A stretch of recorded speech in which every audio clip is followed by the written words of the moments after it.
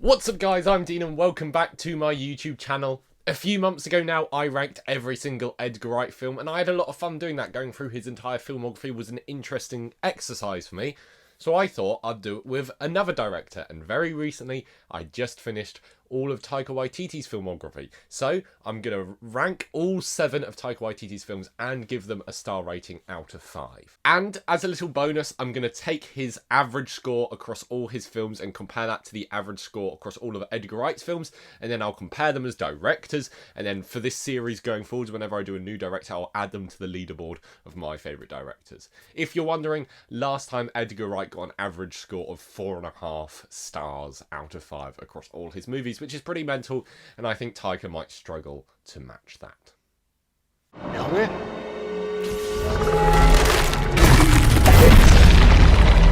명예.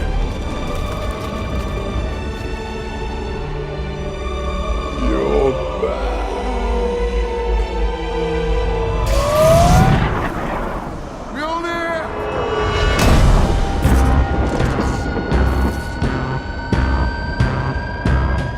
In 7th place, we have Taika Waititi's most recent film, Thor Love and Thunder, with 3 stars. If you want to hear my full thoughts on this film, I have a full review. It's up there. And it would be great if you go and check that out, because I really go into a lot of detail about what I like and what I dislike about that film. Because overall, I do like it. I enjoy it. Hence why I gave it 3 stars. I just think it lacks what I find most compelling about a Taika Waititi film. Because Taika Waititi films are comedies through and through, and they're hilarious. They're really funny. But all of his movies, apart from Thor Love and Thunder, do have this emotional core with the characters, and like the quirky characters really do learn something, and they really do go through a journey, and the emotional core just wasn't there for me for Thor Love and Thunder, and somehow the comedy was undercutting a lot of it, which I found surprising, because I've never found that a problem with another one of Waititi's films. Of course, there were elements of it I loved. I loved the colours and the designs of things. I think a lot of this wasn't executed well. The movie did look a bit flat, like a bit too green screeny at times. But apart from that, it looked good. Gore was fun, although we did need to see more of him. I think everyone was fun, but not... the characters didn't get as much of a chance to shine as I would have liked. Apart from Russell Crowe, he was perfect. And if you say run, I'll run with you. And if you say hide, we'll hide.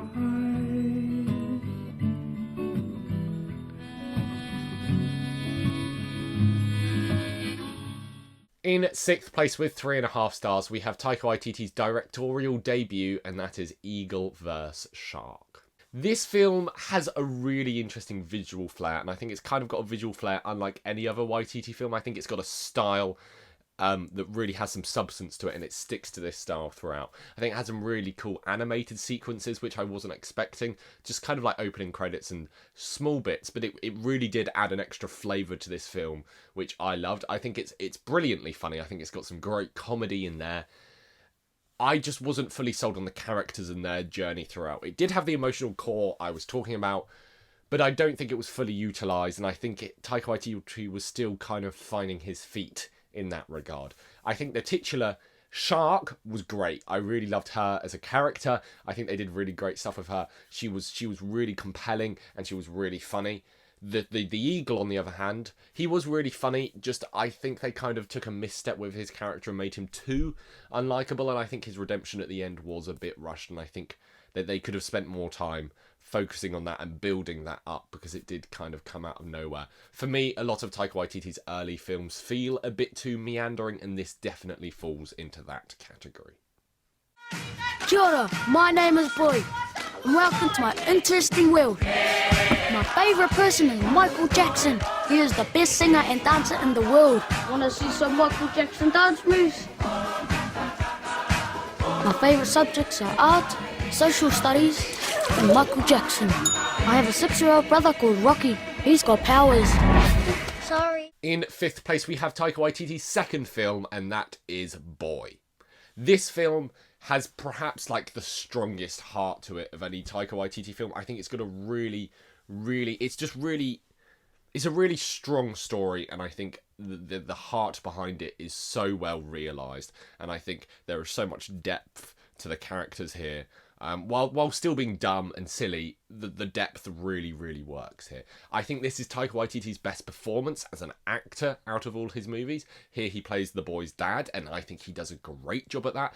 The movie has some really cool shots and it's got well realised concepts which kind of flow through the shooting of the film. But I also find it a bit meandering. I think it's a bit directionless at times. I think they kind of need a clearer direction of what it's going. Like I said, that's a problem I have with a lot of early Waititi stuff. But like I said, it's got a great emotional story to it. It's got some great jokes and some solid performances. This is a really good movie, and I gave it 3.5 stars. So it's 6 p.m. in the nighttime, which is when I wake up. This is always a really scary part for me.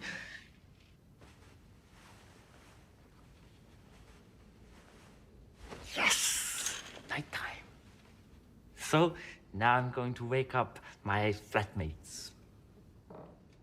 Our first movie with 4 stars in 4th place is What We Do in the Shadows. This one might be a bit controversial because people might think I ranked it too low, but I love What We Do in the Shadows. Part of me wants to say this is the funniest Taika Waititi film. It's got some amazing humour in there, and it's got some laugh out loud moments, and just so much of the humour works because there's gags, there's like little subtle jokes, there's huge loud jokes, and I think the medium of a mockumentary is a really great way for Taika Waititi to tell this story. I think that works great here, and I think all the characters are well realised, and I think the world is really well realised. I think the world building here is really interesting because apart from the Thor stuff, all of Taika Waititi's films take place in the real world, pretty much. And this film is the only other exception to that, and I think the world building here is really interesting, and the vampire lore he has built up is very familiar while still being fresh and new and funny, because they kind of twist it for the purpose of humour, and I think that works really, really well. And like I said, it's brilliantly funny. It's got a great look to it. I think for a movie with such a low budget, they did a good job with certain special effects.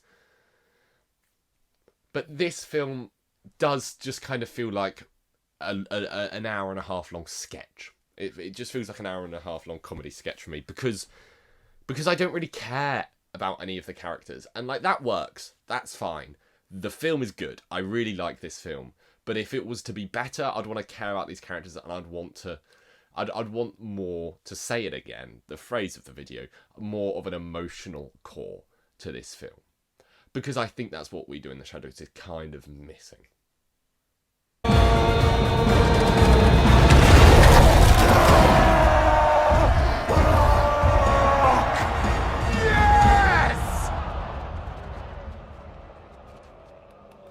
I have to get off this planet.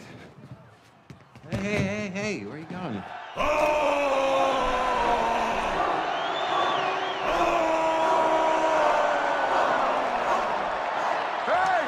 Hey! We know each other. He's a friend from work. In 3rd place, we have one of my favourite MCU films, Thor Ragnarok. This film used to be my favourite MCU film, and on a rewatch it has gone down my ranking a little bit, but I still love it. I gave it 4.5 stars. I think why this film is a lot better than Thor Love and Thunder, believe it or not, is because of studio interference. Because studio interference isn't always bad. I mean, yes, it does ruin a lot of films, but it makes a lot of films better. I think here Taika Waititi was kind of you need to make this an MCU movie, but you can add your flair. And I think that's what really works, because this film has characters I care about. It has emotional moments. It has a character-driven story, big set pieces, and like it's got a story at its core, where Thor Love and Thunder was kind of lacking that. So I think that really works about it. But I think it still has the Taika Waititi element to it. The humour is brilliant. There is really strong emotional moments, like I said, but they're done in the Taika Waititi style. They're not done in the MCU style. I think there's great moments between Thor and Loki. I think there's really good visuals to this film. I think there's some great action, which is interesting because you don't get a lot of that from Taika Waititi usually. This is the best Taika Waititi action film. And I really like the music. It's got kind of a synthy score to it, which is really cool. And of course, it's got the iconic use of the Immigrant Song. And I just really like how Taika Waititi looked at this character of Thor, a character people didn't really care about before this point, and just completely revitalized him in the most brilliant way. I think it has great stuff with Tom Hiddleston and Jeff Goldblum and Cate Blanchett. Carl Urban is a bit underutilized, I will admit, but I still have so much fun with this film, even on my 10th rewatch, because it is brilliantly funny, but more importantly, it has that emotional element behind the comedy. Adolf? I don't think I can do this. Was? Of course you can.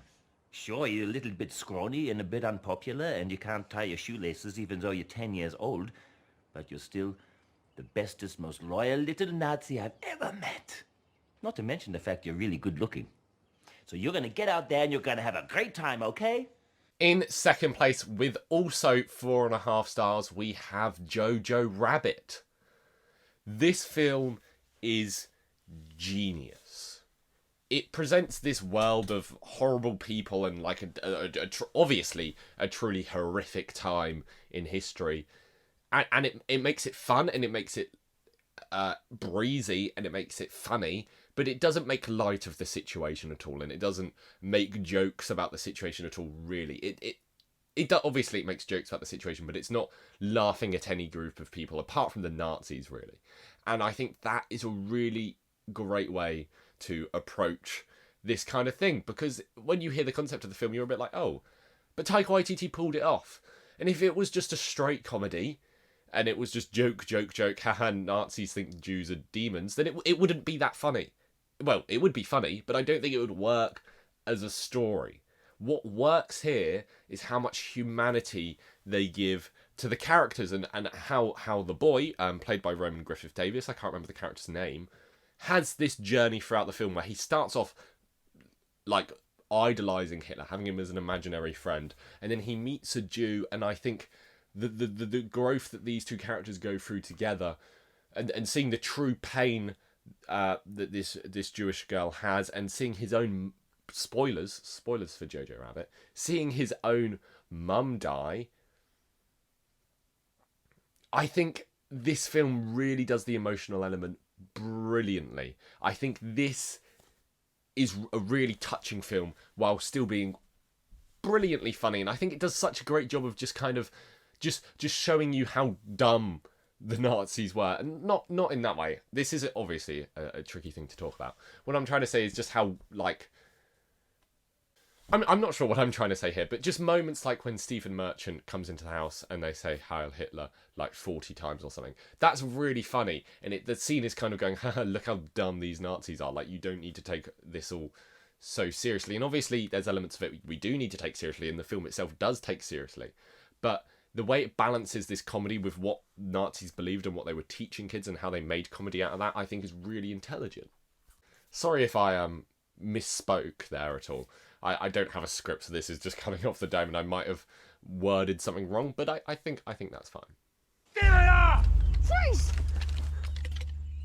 Shit just got real. Again.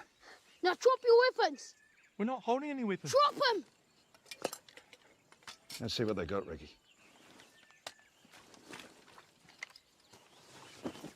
Baked beans, spaghetti, what?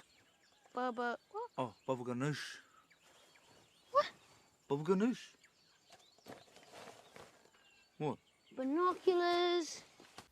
In first place, there can only be one film for me, though. This might be my favourite comedy of all time. It's kind of tied with Hot Fuzz. That's Hunt for the Wilder People, with 5 stars. Hunt for the Wilder People is a perfect comedy because it is so funny. The writing is right on the money. It is genius, and there's some really cool cinematography, and there's some great like set pieces, and there's some really cool growth for the characters involved. Sam Neill especially, I love in this film. I love his relationship with Ricky Baker, and that just works so well. And I'm going back to this again. the growth that these two characters have is so touching and so heartwarming that that really sells the movie for me. That emotional component really sells the movie because it's at the heart of the film, and all this comedy sprouts from that and spreads out. It just the idea of this unlikely duo having to come together to make things work. I just love the idea of that. I think this has some really great musical moments as well, and some really solid action, which is surprising considering the budget, and Taika Waititi had never really done proper action until this point before in a film. And I think it just has some laugh out loud moments, and just the way the movie ramps up and ramps up, it gets better and better as it goes along, and then still has the quiet, sweet conclusion to the film.